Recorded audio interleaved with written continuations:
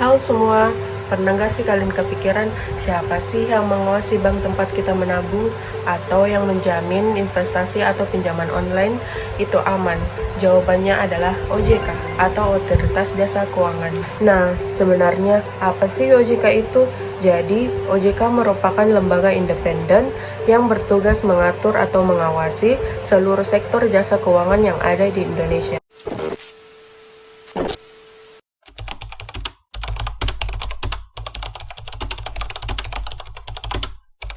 Dalam sektor perbankan, Otoritas Jasa Keuangan juga memiliki tugas pokok antara lain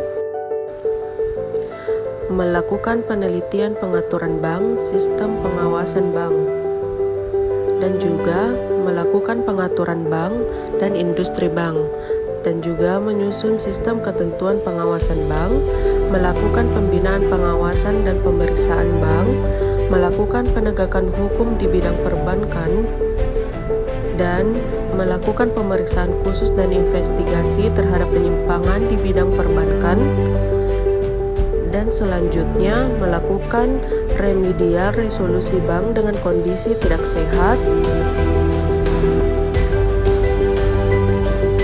mengembangkan pengawasan perbankan, memberikan bimbingan dan evaluasi di bidang perbankan, melaksanakan tugas lain dari Dewan Komisioner. Nah teman-teman, setelah kita tahu apa tugas-tugas OJK, sekarang kita membahas lebih jauh apa peran-peran OJK dalam kehidupan sehari-hari. Mungkin banyak yang berpikir kalau OJK hanya mengawasi bank, padahal sebenarnya tugas OJK jauh lebih luas dari itu. OJK mengawasi seluruh sektor jasa keuangan di Indonesia, mulai dari perbankan, pasar modal, perusahaan asuransi, dana pensiun, perusahaan pembiayaan, hingga layanan keuangan digital atau vintage yang sekarang banyak digunakan oleh masyarakat. Lalu, kenapa pengawasan ini penting? Karena saat ini hampir semua aktivitas keuangan sudah dilakukan secara digital. Kita bisa transfer uang, membayar tagihan, berbelanja, bahkan berinvestasi hanya melalui smartphone. Kemudahan ini tentu memberikan banyak manfaat, tetapi juga membuka peluang munculnya berbagai bentuk penipuan, misalnya investasi bodong, pinjaman online ilegal, pencurian data pribadi, hingga penyalahgunaan dana masyarakat. Nah, disinilah OJK berperan. OJK memastikan bahwa lembaga jasa keuangan beroperasi sesuai dengan aturan yang berlaku. Dengan begitu, masyarakat memiliki rasa aman ketika menggunakan berbagai produk dan layanan keuangan. Selain melakukan pengawasan, OJK juga memiliki fungsi untuk melindungi konsumen. Artinya, apabila masyarakat mengalami masalah dengan lembaga jasa keuangan, OJK dapat menjadi salah satu tempat untuk menyampaikan pengaduan sesuai dengan mekanisme yang telah ditetapkan. Hal ini menunjukkan bahwa OJK tidak hanya mengawasi perusahaan, tetapi juga memperhatikan hak-hak konsumen. Kemudian, OJK juga aktif meningkatkan literasi keuangan masyarakat. Literasi keuangan adalah kemampuan seseorang dalam memahami cara mengelola keuangan dengan baik, mulai dari menabung, mengatur pengeluaran, hingga memilih investasi yang tepat.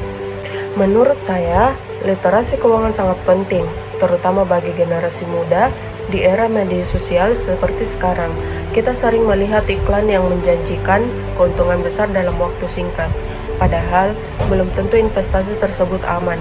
Karena itu, kita harus membiasakan diri untuk mencari informasi terlebih dahulu dan memastikan apakah lembaga tersebut berada di bawah pengawasan OJK atau tidak. Sebagai mahasiswa, mungkin kita merasa dunia keuangan masih jauh dari kehidupan kita.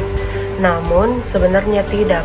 Hampir setiap hari kita menggunakan layanan keuangan seperti rekening bank untuk menerima transfer, dompet digital untuk pembayaran, atau aplikasi keuangan lainnya.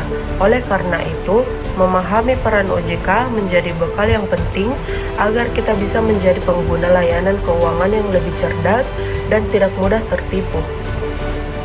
Dari pembahasan ini, kita dapat memahami bahwa OJK memiliki peran yang sangat besar dalam menjaga stabilitas sistem keuangan di Indonesia.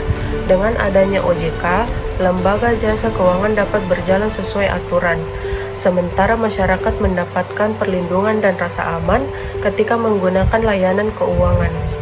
Jadi, sebagai generasi muda, kita juga memiliki tanggung jawab untuk terus meningkatkan pengetahuan tentang keuangan, menggunakan layanan yang legal, dan selalu berhati-hati terhadap berbagai bentuk penipuan yang mengatasnamakan investasi maupun pinjaman online.